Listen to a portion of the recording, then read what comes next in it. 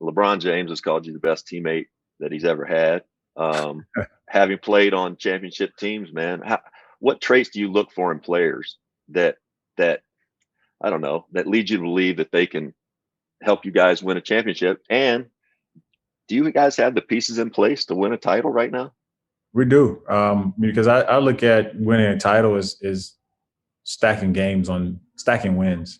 You know, if you look at it like, okay, I think on a nightly basis we can beat any team in the NBA, and we just need to do that 4 times out of 7, and I do believe we can do that. That's not to say we would dominate teams, but I do believe if we're in those moments, we're good enough to do it. And so, yeah, I believe that. But then just being a great teammate is, you know, I just look for guys that care, man. Like I look for guys that care about winning, guys that care about their teammates having success. They care, and if you have a high care factor, I think that'll get you a long way. If just speaking of the character, because I know that's something you really value for the organization and what you're trying to build there. Let's say you had the number 1 pick, and it was a generational guy, a sort of a Zion, a LeBron. He comes in and has the worst interview you've ever seen, and is completely emotionally not intelligent and immature in so many ways. What do you do at that point?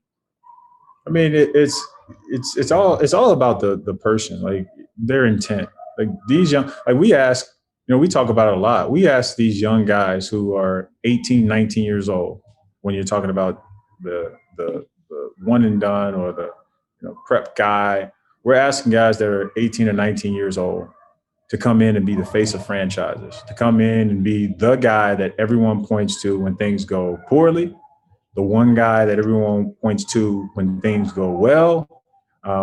And, you know, they're always the guy in the world's best league against the world's best players, 82 games a year.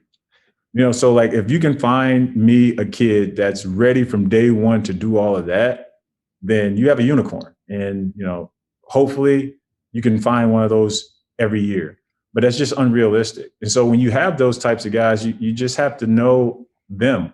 You got to get a chance. You have to understand them, their journey, the people that are around them, and how they respond to challenges. Because that's the one thing, you know, when you get to this league, you're going to face challenges. We're not all prepared to do it, but that's my job. That's our job. If a guy has a true desire to improve, it's our job to help him learn how to deal with that. And so outside of just being a bad guy, like there are certain things that I don't stand for, we won't stand for. The list is like, you know, very few things, but, you know, you got to respect people, you got to be a good person. You can't be malicious. None of this domestic violence stuff. Like there's just some non-negotiables. Outside of non-negotiables, they're young kids. These are young men. You know, these are people that need guidance and leadership. And I just believe our program is built for that, to help guys improve in those areas if that's the one thing or the one area that's holding them back.